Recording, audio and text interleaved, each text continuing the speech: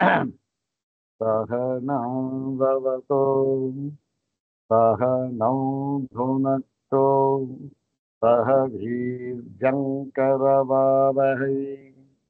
तेजस्विनावधीतमस्तु मा विद्विषावहै। ॐ शान्ति शान्ति शान्तिः।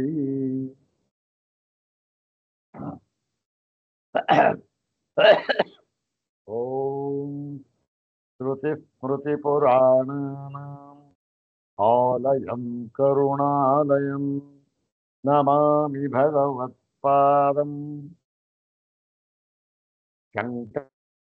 शङ्करं नमामि भगवत्पादशङ्करं लोकशङ्करं वन्दे तं सच्चिदानन्दं यतिवर्यं महामतिं वेदवेदान्तसारज्ञं सद्गुरुं प्रणतोऽस्म्यहम् सदाशिवसमारम्भाम् शङ्कराचार्यमध्यमाम् अस्मदाचार्यपर्यन्ताम् वन्दे गुरुपरम्पराम्। अग्रे उपस्थितेभ्यः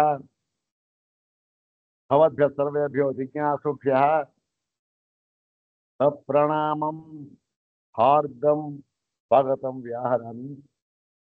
श्री श्री सच्चिदानंदेन्द्र सरस्वती स्वामिपादानां कर्तृकत्वेन प्रसिद्धासु कृतिषु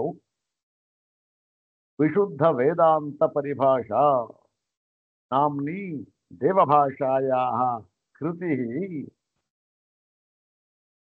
विशेषस्थानं भजते। पुत्र वेदांत वाङ्मये एकं विशेषस्थानं लभते भजते। सा कृतिः इदानीं विचार्यते। तत्र अष्टमो विषयः ब्रह्मात्मनः शब्दप्रमाणकत्वम् इति विषयः। अष्टमो विषयः इदानीं विचारणीयः। अग्रे तावत् श्री श्री स्वामिचरणानां प्रशस्तिश्लोकमेकं तेषां पादारविन्दयोः शिरसा प्रणिपत्य अनुग्रहं च प्राप्य प्रकृतं ग्रन्थभागं यथा स्वामिपादानुग्रहं विचारयामः। अग्रे तावत् श्री श्री स्वामिचरणानां प्रशस्तिश्लोकमेकं द्विवारं पठामः। ॐ कषायर्हितं काषाय वासं स्वरूपनिष्ठं परिपूर्णबोधं वन्दे निशं सच्चिदानन्दरूपं सरस्वतीम् इन्द्रसमानतेजम्।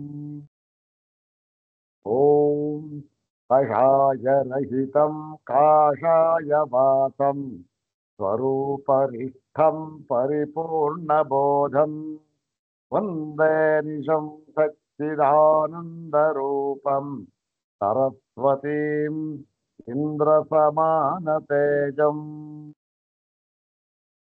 ब्रह्मनिष्ठाय विद्महे संयमीन्द्राय धीमहि तन्नः सच्चिदानन्दः प्रचोदयात्। अथ श्री सच्चिदानंदेन्द्र सरस्वती स्वामिपादैः प्रणीता विशुद्ध वेदांत परिभाषा। तत्र अष्टमो विषयः ब्रह्मात्मनः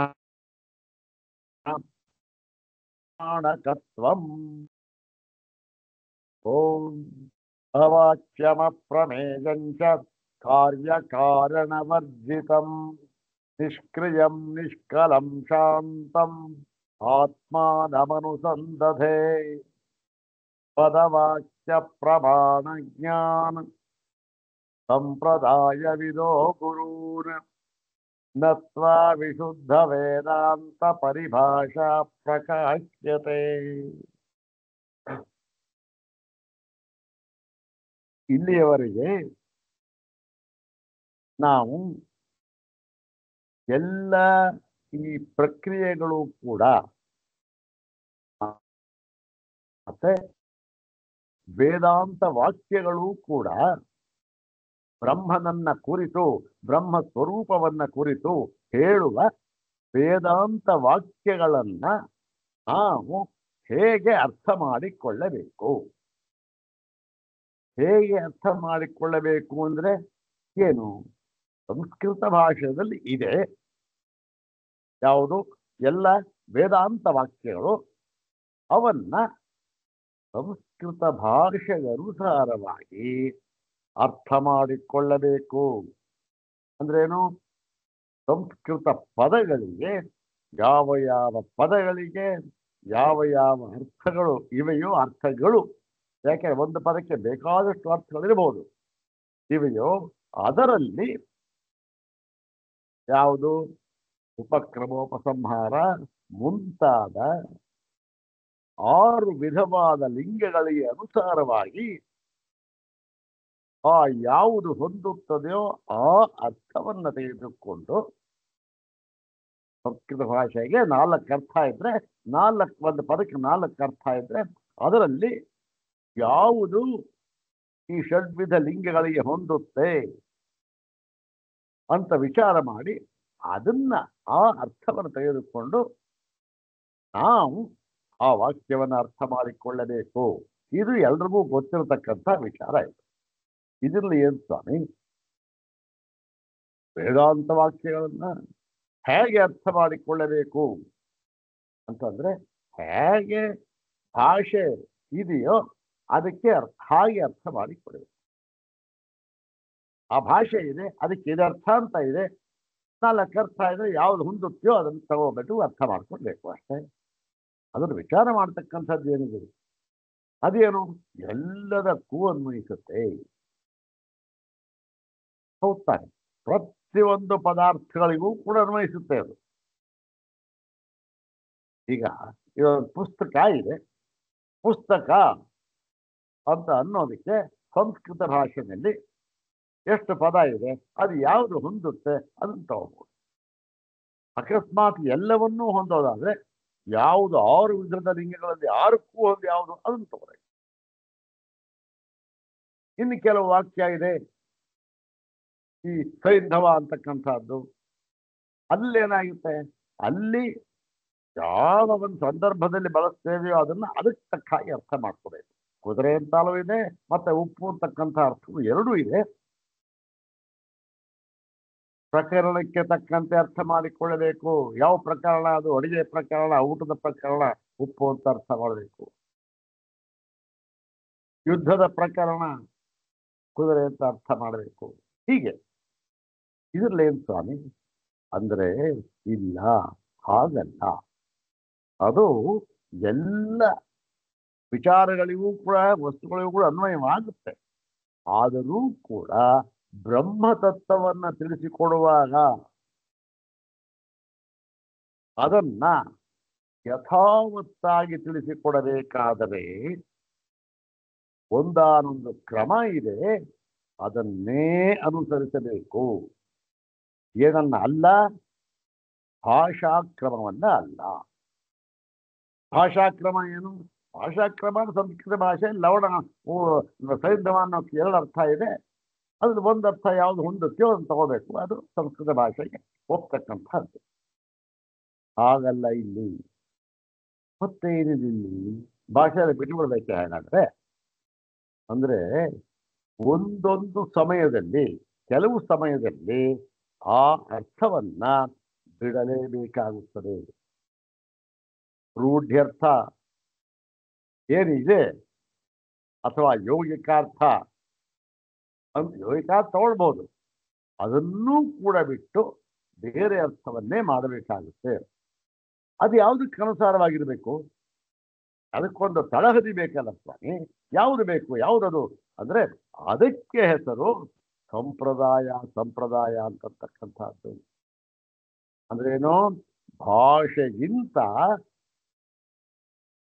ಹೆಚ್ಚಿನ ಮಹತ್ವವನ್ನ ವೇದಾಂತ ವಾಕ್ಯಗಳನ್ನು ಅರ್ಥ ಮಾಡಿಕೊಳ್ಳುವಾಗ ಯಾವುದಕ್ಕೆ ಕೊಡಬೇಕು? ಸಂಪ್ರದಾಯಕ್ಕೆ ಕೊಡಬೇಕು ಅಷ್ಟೆ. ಉದಾಹರಣೆಗೆ ನೋಡಿ, ಆತ್ಮ ಅಂತಕ್ಕಂಥ ಒಂದು ಪದ ಇದೆ. ಈ ಆತ್ಮ ಅಂತಕ್ಕಂಥ ಒಂದು ಪದಕ್ಕೆ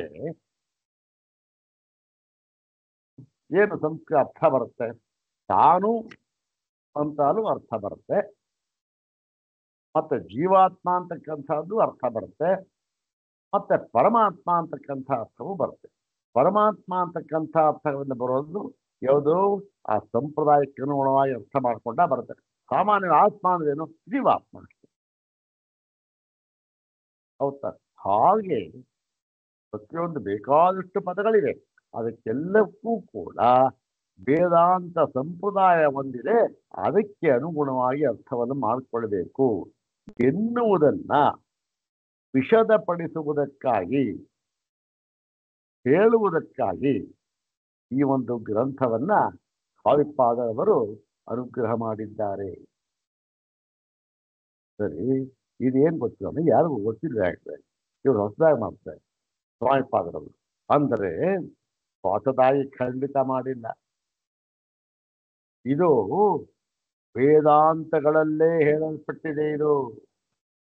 ಆದರೂ ಕೂಡ ಏನಾಗಿದೆ, ಅದನ್ನ ಕಡೆಗಣಿಸಿ ಯಾವುದು ರೂಢ್ಯರ್ಥವಿದೆಯೋ ಅದನ್ನೇ ತೆಗೆದುಕೊಂಡು ಲೌಕಿಕವಾಗಿ, ಪ್ರಾಕೃತಿಕವಾಗಿ, ಸಾಮಾನ್ಯವಾಗಿ ಯಾವುದು ಅರ್ಥ ಪ್ರಚಾರದಲ್ಲಿದೆಯೋ ಅದನ್ನು ತೆಗೆದುಕೊಂಡು ಅದನ್ನ ಇದಕ್ಕೆ ಅನ್ವಯಿಸಿಕೊಂಡು ಅರ್ಥ ಮಾಡಿಬಿಟ್ಟಿದ್ದಾರೆ.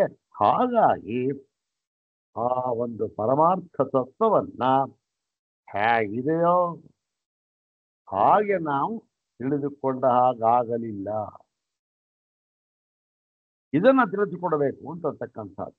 ಇದು ಯಾವುದಿದು ಅಂತಕ್ಕಂಥದ್ದು? ಅದೇ ಅಧ್ಯಾರೋಪ ಅಪವಾದ ಪ್ರಕ್ರಿಯೆ.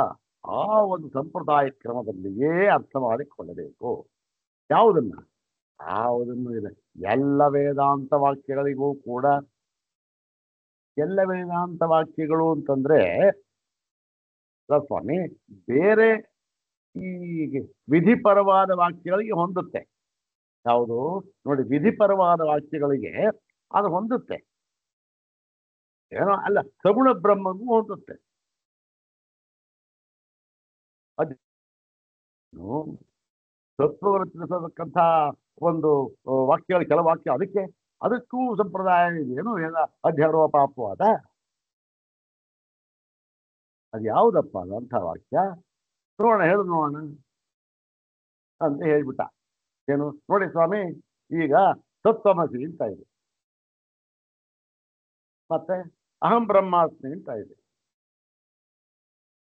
ಮತ್ತೆ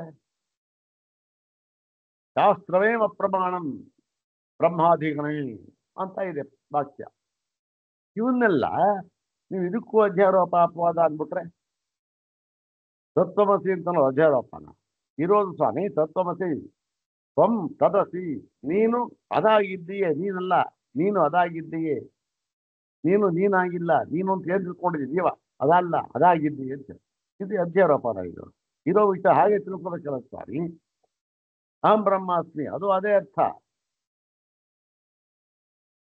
ಯಾವುದದು? ಉತ್ತಮ ಪುರುಷದಲ್ಲಿದೆ, ಇದು ಮಧ್ಯಮ ಪುರುಷದಲ್ಲಿದೆ ಅಷ್ಟೇ. ಮತ್ತೆ ವಿಧಿ ಇದೆ.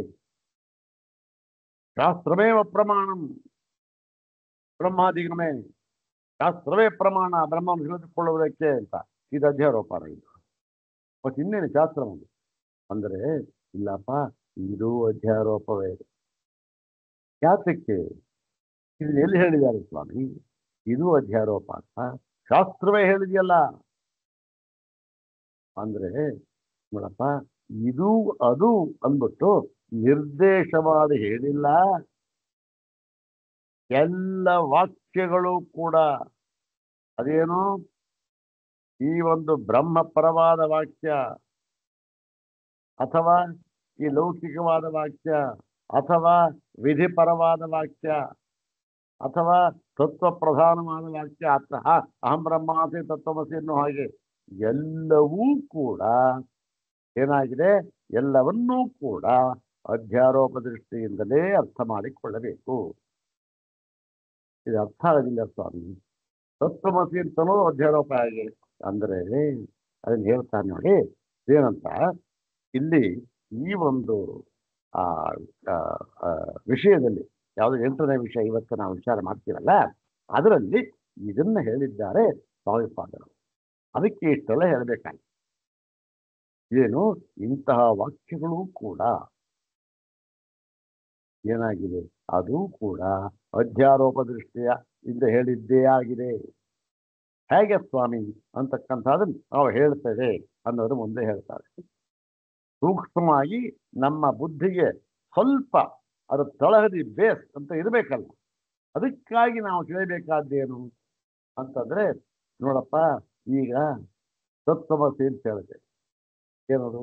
ತತ್ ತ್ವಂ ಅಸಿ ಅಂತಕ್ಕಂಥದ್ದು. ಇಲ್ಲಿ ಕ್ರಿಯಾಪದ ಯಾವುದಪ್ಪ? ಅಸಿ ಅಂತಕ್ಕಂಥದ್ದು. ಆದರೆ ಬ್ರಹ್ಮವು ಯಾವ ಕ್ರಿಯೆಗೂ ಕೂಡ ವಿಷಯವಲ್ಲವೇ ಅಲ್ಲ. ಅದನ್ನ ಕ್ರಿಯಾಪದದ ಮೂಲಕ ಹೇಳೋದು ಹೇಗೆ? ಹೌದಲ್ಲಪ್ಪ? ಓಹೋ ಹೌದು ಸ್ವಾಮಿ, ಮತ್ತೆ ಇದೆಯಲ್ಲ ಇದೆ. ಅದಕ್ಕೆ ಹೇಳಿದ್ದು ನಾವು ಇಂತಹ ವಾಕ್ಯಗಳನ್ನು ಕೂಡ ಅಧ್ಯಾರೋಪ ದೃಷ್ಟಿಯಿಂದಲೇ. ಮತ್ತೆ ತತ್ ಅದನ್ನು, ಅದೇ. ಮತ್ತೆ ತ್ವಂ ಅಂತ ಇದೆ, ನೀನು, ಯಾವುದು? ಕರ್ತೃ. ಅದನ್ನೇನು ಹೇಳುತ್ತೆ ನೋಡಪ್ಪ, ಇದು ಕರ್ತೃ ಯಾವ್ದು ಅರ್ಥ ಮಾಡಿಕೊಳ್ಳೋನು ಪ್ರಮಾತೃ. ಪ್ರಮಾತೃ ಪ್ರಮಾಣ ಪ್ರಮೇಯ ವ್ಯವಹಾರಗಳಿಗೆ ಮೀರಿದ್ದಾಗಿದೆ. ಅದನ್ನು ಹೇಗೆ ಅರ್ಥ ಮಾಡಿಕೊಳ್ಳೋದು? ಅದಕ್ಕೋಸ್ಕರ ಇದನ್ನು ಅಧ್ಯಾರೋಪ ದೃಷ್ಟಿಯಿಂದ ಅರ್ಥ ಮಾಡಿಕೊಳ್ಬೇಕು. ಅಧ್ಯಾರೋಪ ಯಾವುದು, ಅಪವಾದ ಯಾವುದು, ಅದನ್ನು ಮುಂದೆ ಹೇಳ್ತದಿಲ್ಲ. ಶಾಸ್ತ್ರದಿಂದಲೇ ಬ್ರಹ್ಮವು ತಿಳಿದು ಬರುತ್ತದೆ. ಶಾಸ್ತ್ರವೇ ಬ್ರಹ್ಮಕ್ಕೆ ಪ್ರಮಾಣ. ಈಗ ತಾನೇ ಹೇಳಲ್ಲ ಸ್ವಾಮಿ ಪ್ರಮಾಣಕ್ಕೆ ವಿಷಯವಲ್ಲ ಅಂತ. ಈಗ ಹೇಳ್ತಾ ಇದ್ರಿ ಶಾಸ್ತ್ರವೇ ಪ್ರಮಾಣ. ಅದಕ್ಕೋಸ್ಕರವೇ ಇಂತಹ ವಾಕ್ಯಗಳನ್ನ ಅಧ್ಯಾರೋಪ ದೃಷ್ಟಿಯಿಂದ ನಾವು ಅರ್ಥ ಮಾಡಿಕೊಳ್ಳಬೇಕು.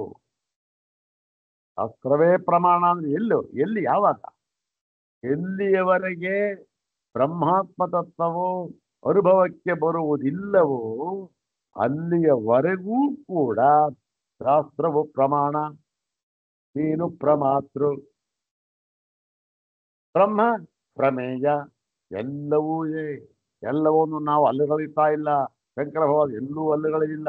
ಎಲ್ಲವೂ ಕೂಡ 100ಕ್ಕೆ 100ರಷ್ಟು ಸತ್ಯ. ಆದರೆ ಈ ಒಂದು ಬ್ರಹ್ಮಾತ್ಮ ಭಾವವು ಅನುಭವಕ್ಕೆ ಬಂದ ನಂತರ ಏನು? ಅತ್ರ ವೇದ ಅವೇದ. ಮತ್ತೆ ಏನು ಬೇಕಾದ್ರೂ ಹೇಳ್ಬೋದು. ಅತ್ರ ಶಾಸ್ತ್ರಂ ಅಶಾಸ್ತ್ರಂ, ಅತ್ರ ಪಿತಾ ಅಪಿತಾ ಮಾತ ಏನು ಯಾವುದು ಇಲ್ಲ. ಇದು ಅಧ್ಯಾರೋಪ ದೃಷ್ಟಿಯಿಂದ ಪ್ರಯೋಗ ತಿಳಿಯಬೇಕು. ಅದಲ್ಲದೆ ನೀನು ಅದಾಗಿದ್ದೀಯೇ ಅಂದ್ಬಿಟ್ರೆ ನೀನು ಅದಾಗಿದ್ದೀಯೇ ಅಂತ ಉಪದೇಶಿಸತಕ್ಕಂಥ ಗುರು ಒಬ್ಬ, ಇನ್ನು ಯಾರಿಂದ ಶಿಷ್ಟನಾಗಬೇಕೋ ಆ ಶಿಷ್ಯ ಒಬ್ಬ, ಮತ್ತು ಯಾರನ್ನ ಕುರಿತು ಹೇಳ್ತಾ ಇದ್ದಾನೋ ಆ ತತ್ವ ಒಬ್ಬ. 3 ತತ್ವ ಎಲ್ಲಪ್ಪ? 3 ತತ್ವ ಎರಡು ಅದ್ವಿತೀಯವಾದ ತತ್ವ ಎಲ್ಲಿದೆ? ಅಹಂ ಬ್ರಹ್ಮಾಸ್ಮಿ, ನಾನು ಪ್ರಮಾತ್ರ ಪ್ರಮಾಣ ವ್ಯವಹಾರವೇ ಇಲ್ಲ. ಅದಕ್ಕೋಸ್ಕರವೇ ಹೇಳಿದ್ದು ಉಪನಿಷತ್ತೇ ಇದನ್ನು ಹೇಳ್ತಾ ಇದೆ ಅಂತ ನಾವು ಹೇಳಿದ್ವಿ. ಉಪನಿಷತ್ತು ಎಲ್ಲಿ ಹೇಳ್ತಾ ಇದೆ? ಉಪನಿಷತ್ತು ಇಷ್ಟೆಲ್ಲ ವಿಸ್ತಾರವಾಗಿ ಹೇಳಲೇ ಇಲ್ಲ. ಒಂದೇ ಒಂದು ವಾಕ್ಯ ಹೇಳಿಬಿಟ್ಟಿದೆ. ಯಾವುದು? ಯತೋ ವಾಚೋ ನಿವರ್ತಂತೆ ಅಪ್ರಾಪ್ಯ ಮನಸಾ ಸಹ. ಮಾತು ಮಾತು ಯಾವುದು? ಎಲ್ಲಾನೇ ಅಹಂ ಬ್ರಹ್ಮಾಸ್ಮಿ ಅನ್ನೋದು ಮಾತೆ. ಶಾಸ್ತ್ರದೇವ ಪ್ರಮಾಣ, ಬ್ರಹ್ಮ ಅಧಿಗಮ್ಯತೆ ಅದು ಪ್ರಮಾಣ. ತತ್ವಮಸಿ ಅದು ಶಬ್ದವೇ. ಹೀಗೆ ಎಲ್ಲ ಶಬ್ದಗಳು ಯಥೋ ವಾಚೋ ನಿವರ್ತಂತೆ ಅಪ್ರಾಪ್ಯ ಮನಸಾ ಸಹ. ಬರೀ ವಾಕ್ಗಳಷ್ಟೇ ಅಲ್ಲ, ವಾಕ್ಗಳಷ್ಟೇ ಅಲ್ಲ, ಏನು ಮನಸ್ಸಿನ ಜೊತೆಯಲ್ಲಿ ಇವು ಯಾವುದು ಕೂಡ ಬ್ರಹ್ಮತತ್ವವನ್ನು ಹೇಳಿಕೊಡಲಾರದು, ತಿಳಿಸಲಾರದು. ಬ್ರಹ್ಮವನ್ನ ಮುಟ್ಟುವುದಕ್ಕೆ ವಿಷಯ ತಿಳಿಸಲಾಗದು ಅಂತ ಶಾಸ್ತ್ರವೇ ಹೇಳಿ ಮತ್ತೆ ಹೇಗೆ ಅರ್ಥ ಮಾಡಿಕೊಳ್ಳಬೇಕು ಅಂದ್ರೆ ಅಧ್ಯಾರೋಪ ದೃಷ್ಟಿಯಿಂದ ಅರ್ಥ ಮಾಡಿಕೊಳ್ಳಬೇಕು. ಇದನ್ನ ವಾಯುಪಾದರು ಎತ್ತಿ ತೋರಿಸಿ ನೋಡಿ, ಎಲ್ಲರೂ ಕೂಡ ಏನ್ ಮಾಡಿದ್ದಾರೆ, ಹೌದು ಅವರು ಸಂಸ್ಕೃತದಲ್ಲಿ ಮಹಾ ಪಂಡಿತರು. ಅವ್ರು ಏನು ಪಾಣಿನಿ ಅಪರಾವತಾರ, ಪತಂಜಲಿಗಳ ಇನ್ನೊಂದು ಅವತಾರವೇ ಇವರು. ಅಂಥ ಒಂದು ಭಾಷಾ ಪ್ರಭುತ್ವ. ಅಂತವರು ಕೂಡ ಈ ಸಂಪ್ರದಾಯವನ್ನ ಅನುಸರಿಸದೆ ಏನ್ ಮಾಡಿದೆ, ಸ್ವಲ್ಪ ಬ್ರಹ್ಮತತ್ವ ಯಥಾವತ್ತಾಗಿ ತಿಳಿದುಕೊಳ್ಳುವುದಕ್ಕೆ ಆಗಲಿಲ್ಲ. ಅದನ್ನು ತಿಳಿದುಕೊಳ್ಳೋದಕ್ಕೆ ಹೊರಟಿದ್ದಾರೆ. ಇದೆಲ್ಲ ಪೀಠಿಗೆ ಸ್ವಲ್ಪ ಜಾಸ್ತಿ ಆದರೂ ಕೂಡ ಇದನ್ನು ನಾವು ಯಾವತ್ತೂ ಕೂಡ ಮನಸ್ಸಿಗೆ ತಂದುಕೊಂಡೇ ವೇದಾಂತ ವಾಕ್ಯಗಳನ್ನ ನಾವು ಅರ್ಥೈಸಿಕೊಳ್ಳಬೇಕು ಅಂತ ಹೇಳ್ಬಿಟ್ಟು ಈಗ 8ನೆಯ ವಿಷಯ ಬ್ರಹ್ಮಾತ್ಮನಃ ಶಬ್ದ ಪ್ರಮಾಣಕತ್ವ. ಹಿಂದಿನ ಒಂದು ವಿಷಯ ಏನಾಗಿತ್ತು, ಪ್ರಮಾಣ ಪ್ರಮೇಯ ವ್ಯವಹಾರ ತರ್ಕಶ್ಚ. ಪ್ರಮಾಣ ಪ್ರಮೇಯ ವ್ಯವಹಾರವನ್ನು ಹೇಗೆ ಅರ್ಥ ಅಂದ್ರೆ ಏನರ್ಥ, ತರ್ಕದಿಂದ ಇದನ್ನು ತಿಳಿಯಬೇಕು ಏನರ್ಥ ಅಂತ ಅನ್ನೋದನ್ನು ಹೇಳಿದ್ರು. ತರ್ಕ ವೇದಾಂತದಲ್ಲಿ ತರ್ಕ ಪ್ರಯೋಜನವಿಲ್ಲ. ಮಹಿಷಾ ತರ್ಕೇನ ಮತಿರಾಪನೀಯ ಇರಬಹುದು, ಆದರೂ ಕೂಡ ತರ್ಕ ಬೇಕೇ ಬೇಕು. ಯಾಕೆ? ತರ್ಕ ಇಲ್ಲದೆ ಹೋಗಿಬಿಟ್ಟರೆ ಸ್ವಪಕ್ಷವನ್ನ ಯಾರೇ ಆಗಲಿ ಪೂರ್ಣ ಪ್ರಮಾಣದಿಂದ ಅದನ್ನ ಸಮರ್ಥಿಸಿಕೊಳ್ಳುವುದಕ್ಕೆ ಆಗುವುದೇ ತರ್ಕ ಬೇಕೇ. ಹೀಗಾಗಿ ತರ್ಕ ಎಂಥ ತರ್ಕ ಬೇಕು ಅಂತಂದ್ರೆ ಶ್ರುತ್ಯನುಗೃಹೀತ ತರ್ಕ ಅನುಭವಾಂಗತ್ವೇನ ಇಹ ಆಶ್ರಯತೆ. ಅದಕ್ಕೂ ಶಂಕರ ಭಗವತ್ಪಾದ ಹೇಳಿದ್ದು. ಮತ್ತೆ ಇದರಲ್ಲಿ ಎಲ್ಲಿ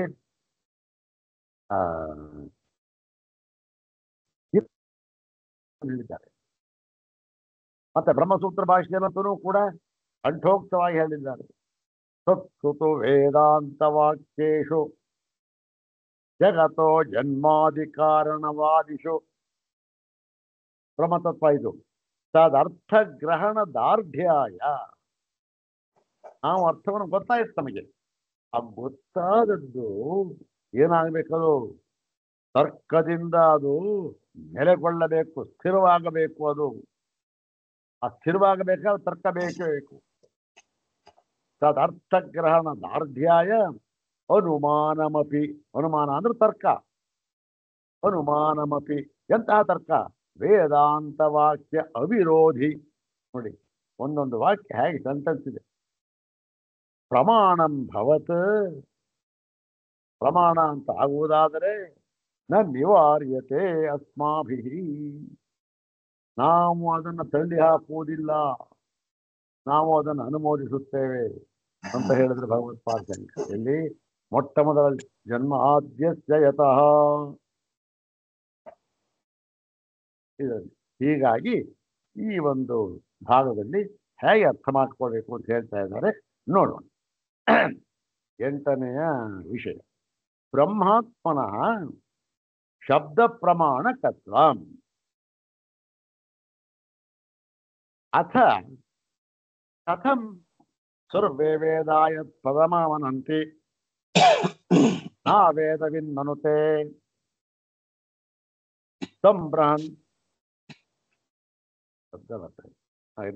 ನಾ ವೇದವಿನ್ಮನುತೆ ತಂ ಬೃಹಂತಂ ಆಚಾರ್ಯವಾನ್ ಪುರುಷೋ ವೇದ ಉಪದೇಕ್ಷಂಚಿತೆ ಜ್ಞಾನಂ ಜ್ಞಾನಿನಸ್ತತ್ವದರ್ಶಿನಃ ಇತಿ ಶ್ರುತಿ ಸ್ಮೃತಿ ವಚನಾನಿ.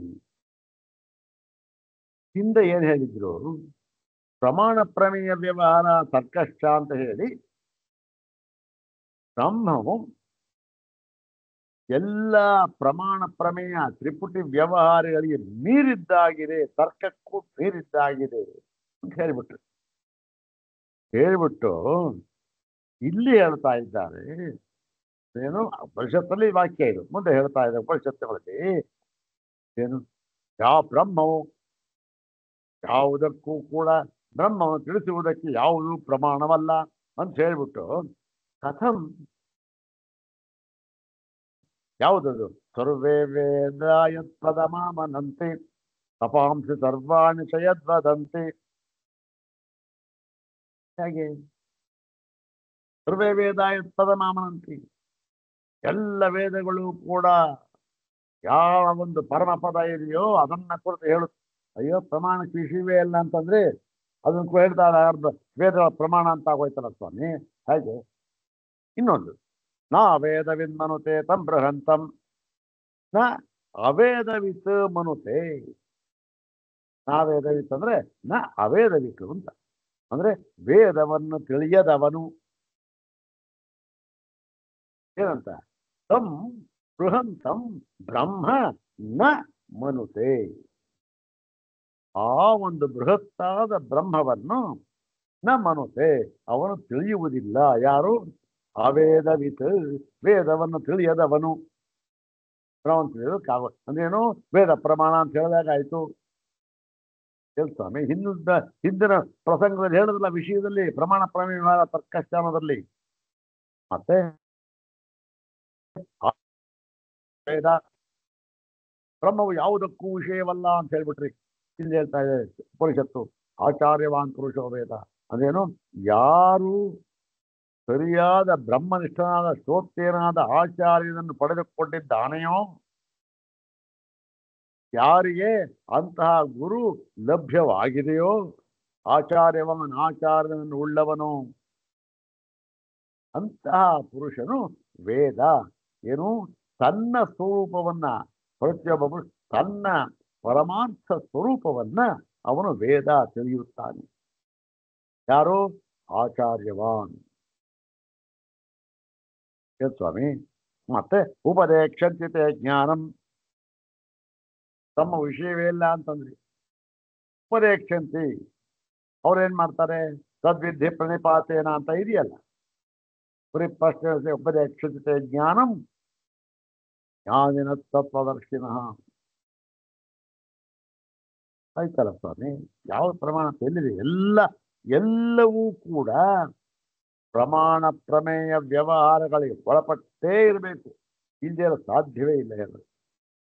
ಇದೆಯಲ್ಲ ಸ್ವಾಮಿ, ಇದಕ್ಕೇನು ಹೇಳ್ತೀರಿ ಅಂದ್ರೆ ಇತಿ ಶ್ರುತಿ ಸ್ಮೃತಿ ವಚನಾನಿ. ಶ್ರುತಿ ಒಂದು ವಚನ, ಸ್ಮೃತಿ ಗೀತಾವಾಕ್ಯ ಇದೆ ಅಂದ್ಬಿಟ್ಟು ಅದಕ್ಕೆ ಮುಂದೆ ಹೇಳ್ತಾ ನೋಡಿ. ಕಥಂವಾ ಅಥವಾ ಇನ್ನೊಂದು ಈ ಗೀತಾಭಾಷ್ಯ ಇದೆಯಲ್ಲ, ಕಥಂ ಗೀತಾಭಾಷ್ಯ ತಗೊಂಡಿರೋಣ. ಗೀತಾಭಾಷ್ಯ ವಚನಂ ಗೀತಾಶಾಸ್ತ್ರದಲ್ಲಿ ಶಂಕರ ಭಗವತ್ಪಾದರು ಹೀಗೆ ಬಿಟ್ಟಿದ್ದಾರೆ. ಏನಂತ ಹೇಳಿದ್ದಾರೆ ಅಂದ್ರೆ ನೋಡಿ, ಶಾಸ್ತ್ರಾಚಾರ್ಯೋಪದೇಶ ಶಮದಮಾದಿ ಸಂಸ್ಕೃತಂ ಮನಃ ಆತ್ಮದರ್ಶನೇ ಕರಣಂ ಅಂತ ಹೇಳ್ಬಿಟ್ಟಿಲ್ಲ. ಓಹೋ, ಆತ್ಮದರ್ಶನ, ಆತ್ಮನನ್ನು ಕಂಡುಕೊಳ್ಳಬೇಕಾದರೆ ಯಾವುದು ಕರಣ, ಯಾವುದು ಸಾಧನ ಅಂತ ಹೇಳಿದ್ರೆ ಶಾಸ್ತ್ರ. ಮೊಟ್ಟ ಮೊದಲಿಗೆ ಶಾಸ್ತ್ರ ಬೇಕೇ ಬೇಕು. ಶಾಸ್ತ್ರದಿಂದಲೇ ಬ್ರಹ್ಮವು ತಿಳಿದು ಬರುತ್ತದೆ.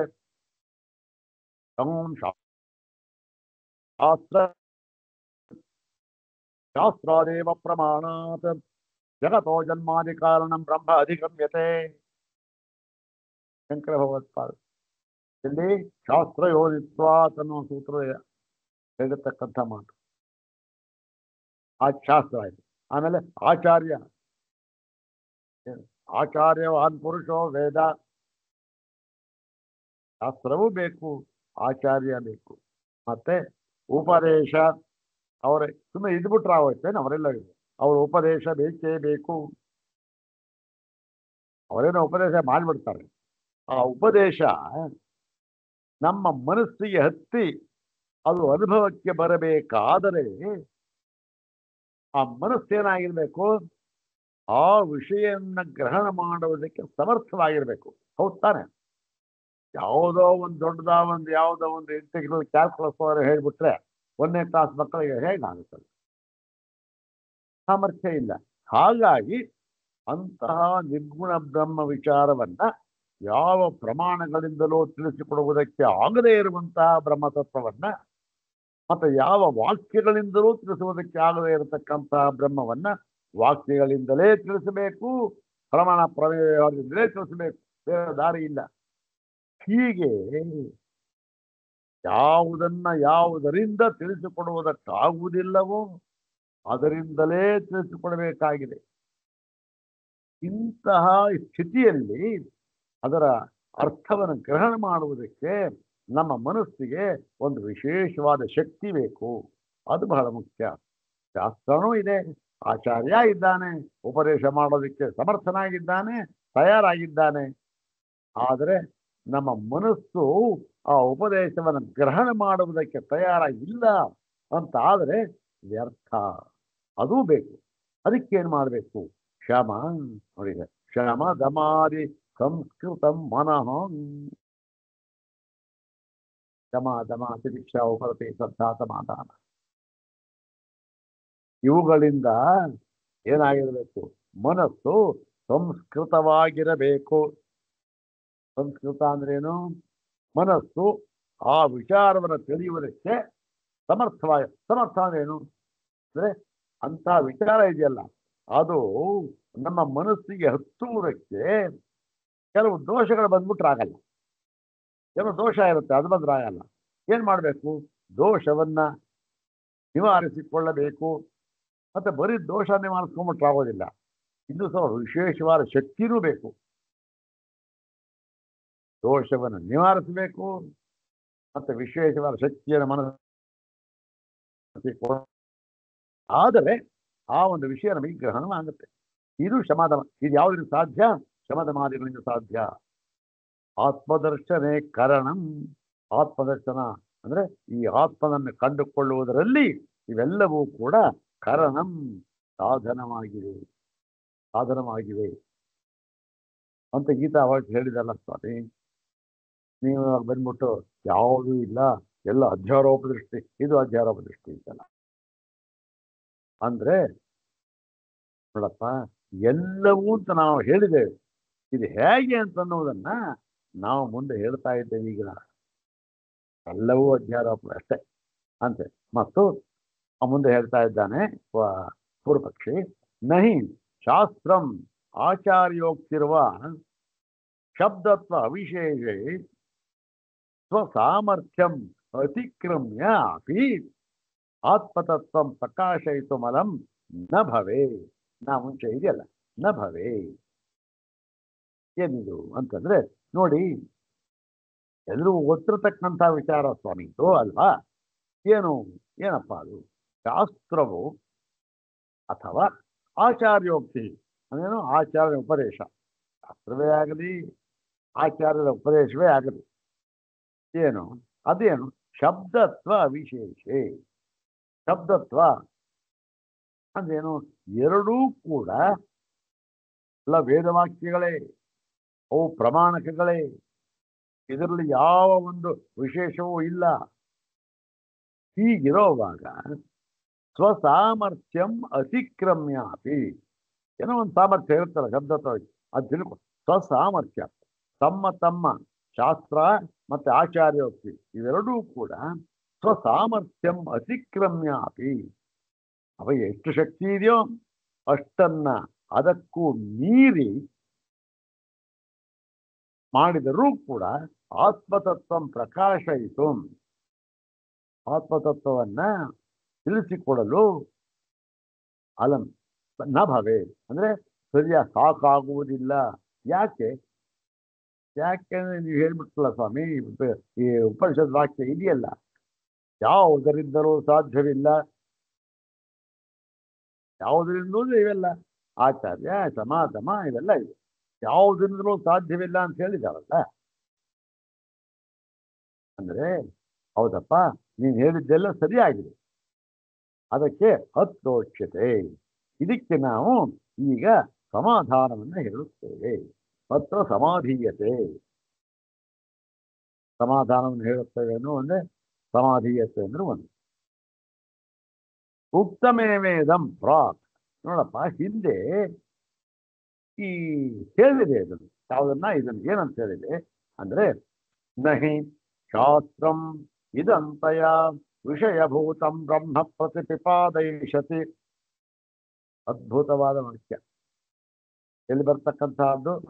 ತತ್ವ ಸಮನ್ವಯಾತ್ ಎಂಬತಕ್ಕಂಥ ಸೂತ್ರದಲ್ಲಿ ಭಗವತ್ಪಾದರು ಅನುಗ್ರಹ ಮಾಡಿರ್ತಕ್ಕಂಥ ಎಂಥ ವಾಕ್ಯ ಅಂದ್ರೆ ಇದನ್ನ ಯಾವ ವಿಶೇಷಣಗಳಿಂದಲೂ ಹೇಳುವುದಕ್ಕೆ ಸಾಧ್ಯ ಇಲ್ಲ ಅಂತಹ ವಾಕ್ಯ.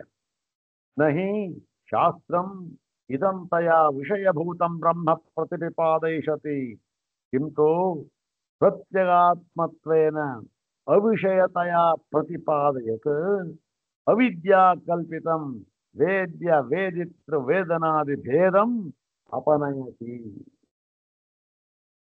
ಏನ್ ಸ್ವಾಮಿ ಎಂಥ ವಾಕ್ಯ! ಅದಕ್ಕೋಸ್ಕರ ಹೇಳೋದು, ಶಾಂಕರ ವಾಕ್ಯಕ್ಕೆ ಸಮನಾದದ್ದು ಯಾವುದು? ಶಾಂಕರ ವಾಕ್ಯವೇ ಸಮ ಅಷ್ಟೆ, ಬೇರೆ ಯಾವುದು ಸಮನಲ್ಲ. ನೋಡಿ ಏನ್ ಹೇಳ್ತಾರೆ ಇಲ್ಲಿ, ನಹಿ ಶಾಸ್ತ್ರಂ. ನೋಡಪ್ಪ, ಶಾಸ್ತ್ರವು ಪ್ರಮಾಣ. ಅದೇ ಸ್ವಾಮಿ ಅಂತ ಪ್ರಶ್ನೆ ಮಾಡಿದೆ. ಆದರೆ ಶಾಸ್ತ್ರ ಏನ್ ಮಾಡ್ತಾ ಇದೆ ಗೊತ್ತಾ? ಶಾಸ್ತ್ರವು ಎಂದಿಗೂ ಕೂಡ ಬೇರೆ ಬೇರೆಯ ಲೌಕಿಕವಾದ ವೈದಿಕವಾದ ಪದಾರ್ಥಗಳನ್ನು ತೋರಿಸುವಂತೆ ಶಾಸ್ತ್ರ ಇದೆ. ಏನ್ ಹೇಳುತ್ತೆ? ಅಯಂ ಯೂಪಃ ಅಂತ ಹೇಳ್ತಾ ಇದೆ. ನೋಡ್ರಿ, ಇದು ಯೂಪಸ್ತಂಭ ಅಂತ ಹೇಳ್ತಾ ಇದೆ. ಏನ್ ಹೇಳ್ತಾ ಇದೆ? ಇದು ಅಂತ ಬೆಟ್ಟು ಮಾಡಿ, ಇದು ಯಾವುದದು? ಖಾದಿರೋ ಯೂಪ ಭವತಿ, ಬಿಲ್ವೋ ಯೂಪ ಭವತಿ. ಖಾದಿರ, ಬಿಲ್ವ ಇಂಥ ಮರಗಳು ನೋಡಿ ಇದು.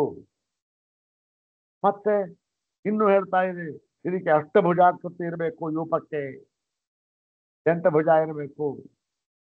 ಆಯ್ತು. ಮತ್ತೆ ಅದು ಎಷ್ಟಡಿ ಇರಬೇಕು?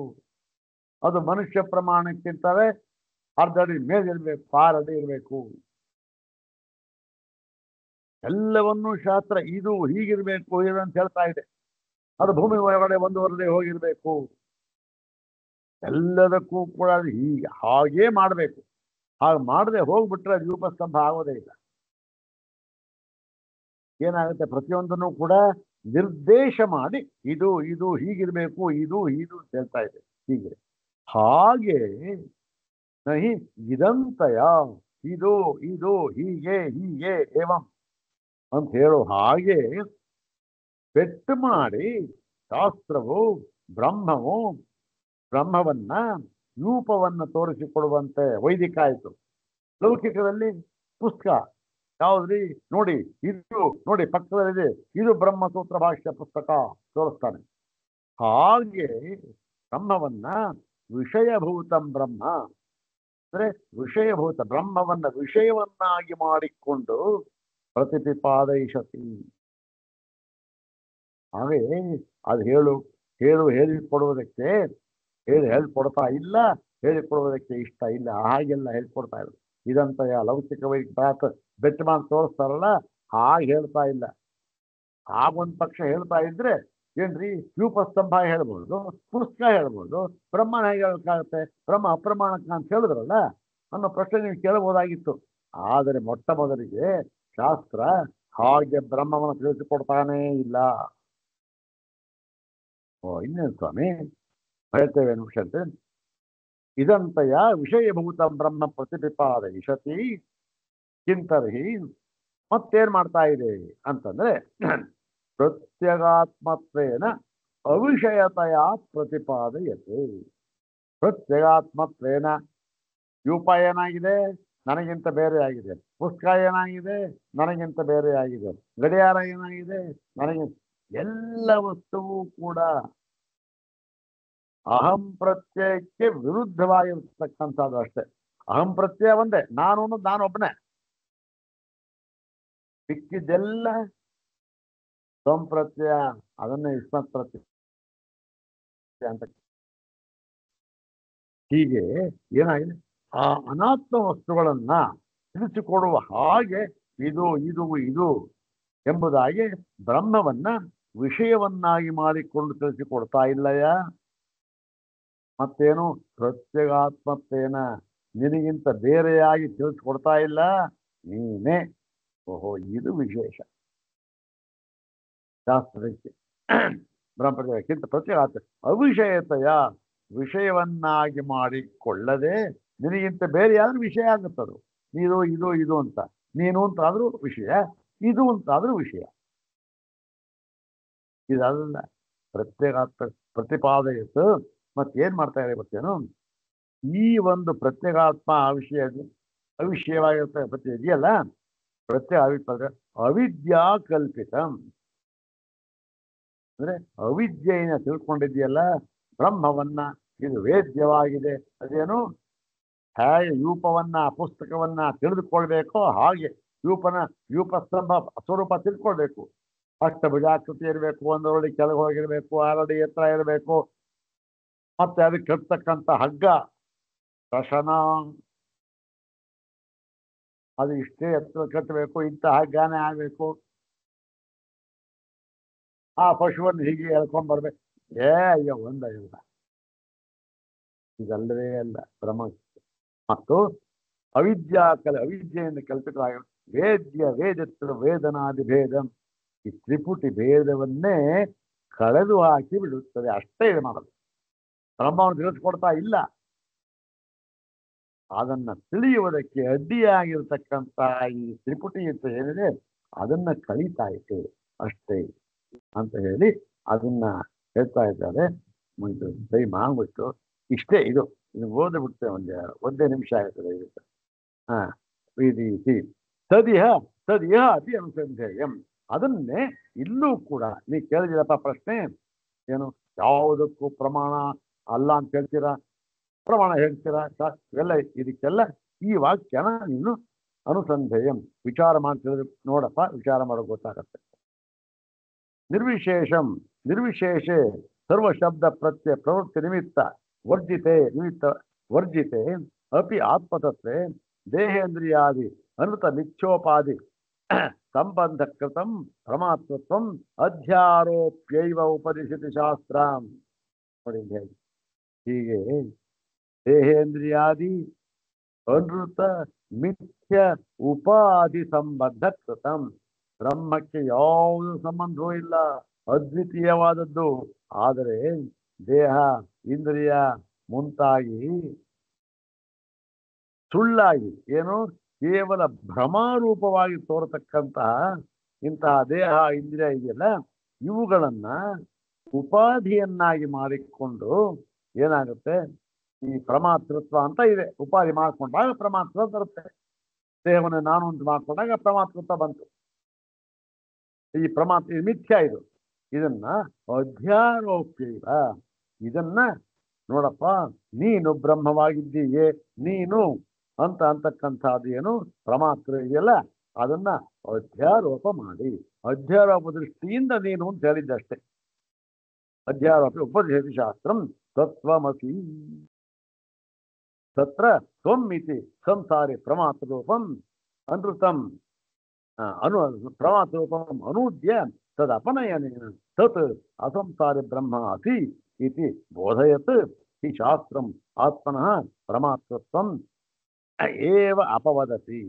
ಇನ್ನು ಶಾಸ್ತ್ರ ಏನಾಗಿದೆ, ತ್ವಂ ನೀನು ಅಂತಕ್ಕಂತಹದ್ದು ಈ ಸಂಸಾರಿಯಾದ ಪರಮಾತ್ಮ, ಮತ್ತೆ ಅದನ್ನ ಅನುವಾದ ಮಾಡಿಕೊಂಡು ಆ ಬುದ್ಧಿಯನ್ನು ಹೋಗಲಾಡಿಸುವುದಕ್ಕೋಸ್ಕರ ತತ್, ನೋಡಪ್ಪ ನೀನು ಅದಲ್ಲ ಅಂದ್ಬಿಟ್ಟು ತತ್ ಅಂತ ಹೇಳಿ ಅಸಂಸಾರಿಯಾದ ಬ್ರಹ್ಮವೇ ನೀನಾಗಿದ್ದೀಯೇ ಎಂಬುದಾಗಿ ಶಾಸ್ತ್ರವು ಹೇಳಿ ಏನನ್ನ ಮಾಡುತ್ತೇವೆ, ಆತ್ಮನಃ ಪ್ರಮಾತೃತ್ವಮೇವ ಅಪವದತಿ. ನೀನು ಅಂತ ನಾನು ಆ ಬ್ರಹ್ಮ ಆಗ್ತಿಂತ ನಾನು ಅಂತ, ನೀನು ನಾನು ಅಂತ ಪ್ರಮಾತೃತ್ವ ಅದನ್ನ ಹೋಗಲಾಡಿಸಿ ಬಿಡುತ್ತದೆ. ಸೋಯಂ ಅಧ್ಯಾರೋಪ ಅಪವಾದಾಖ್ಯೋ ನ್ಯಾಯ ಸರ್ವೇಷು ವೇದಾಂತೇಷು ಪರಮಾರ್ಥಾತ್ಮ ತತ್ವೋಪದೇಶಾರ್ಥಂ ಸಮಾದ್ರಿಯತೆ.